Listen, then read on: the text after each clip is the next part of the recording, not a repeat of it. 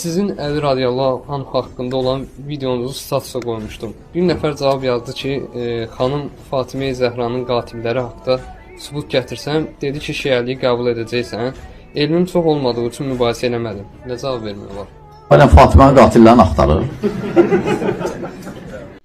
Suala məsxərə və istehza ilə hələ bunlar Fatimənin qatillərini axtarırlar deyərək cavab verən Azərbaycandakı vəhhabilərin şeyxlərindən biri Qamət Süleymanovdur. Qamət Süleymanovun tərbiyəsizliyi, İslam əxlaqına zidd davranışları ölkə ictimaiyyətindən gizli deyil.